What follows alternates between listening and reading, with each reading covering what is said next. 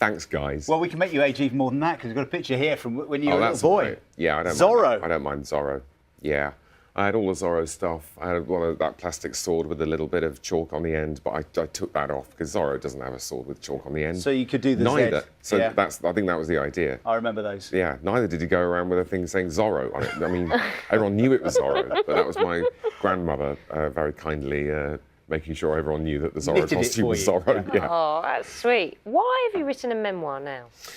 Well, I thought I had a good story to tell, a sort of mixture of the very typical things and slightly unusual things, and I've always had this preoccupation with gender and masculinity. The story has a theme. I'm sort of looking at events of my life through the prism, the focus of how boys are supposed to be boys and girls are supposed to be girls, and partly because I found all the messages I was getting as a boy about how boys are good at football and swimming and climbing trees and they're boisterous and cajoling, and I couldn't do any of that, so I found it quite a tight fit. So I've always sort of had an interest in it, and I thought I'd approach it through a memoir because that's where it starts. It starts in childhood. And so we've got that picture of you as a little boy dressed as a Zorro, superhero, yeah, I suppose, exactly. at the time. But you're saying that was an uncomfortable match?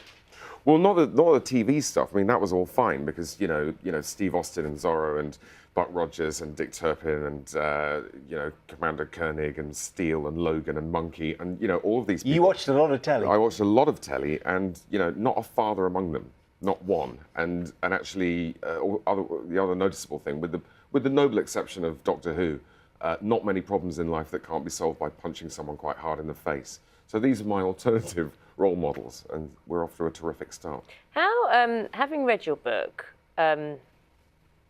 there are some uncomfortable portrayals or memories that you've put in of your father, and your brothers to some extent. How did they feel about? How do your brothers feel? Well, my this? father was on a short fuse, and he drank a fair bit, and he punished his sons physically when they stepped out of line. I mean, to contextualise this is the 70s when we still had corporal punishment in primary schools. Teachers could come at you with a stick, and that was fine. So he wasn't really doing anything that was unusual for that time and place.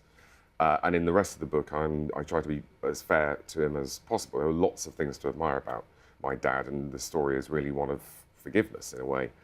My brothers are cool with it. I mean, we have a slightly different memory because they are 5 and 6 years older than me. So they were scared of him, but I was 5 and I never really understood what I'd done wrong. So my attitude to him was straightforward dread, whereas they have a slightly different idea. But it's the truth as I remember it. And you talk in the book about how the impact of having him as your dad and that example of masculinity affected you as you were growing up and dealing with it. Your father died in 2013. Yeah. Could you have possibly written this with him still alive? No, absolutely not. Because, as I say, I'm generous to him in the end, but some of the stuff that he found difficult, he just wasn't very good at having a young family.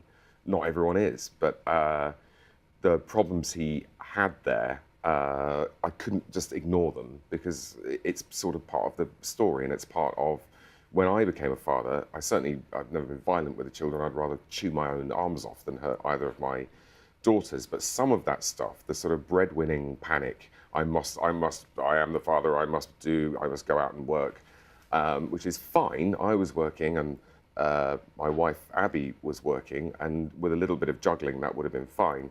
But instead I just said yes to everything because you've got this thing that you've had modelled for you. I was freaked out and I started drinking a bit more than I had been before. And so, you just have to sort of keep an eye on those influences and just occasionally, don't live in the past, but, I found it useful to go through those influences so that I can keep an eye on, what the autopilot will get me to do if I'm not careful. I think for anyone who wants to read this, thank you very much for coming in, Robert. If anyone wants to read How Not to Be a Boy, interesting because it just shows how you just accept yourself in society, I think, and accept that you're not to be labelled. I think that's that kind of book. Robert, your sitcom Back, we didn't get to talk about that, is also back. It's on Wednesday at 10 p.m. on Channel 4. Thank you. Thank you. That's it from us this Saturday morning, nearly 10 o'clock.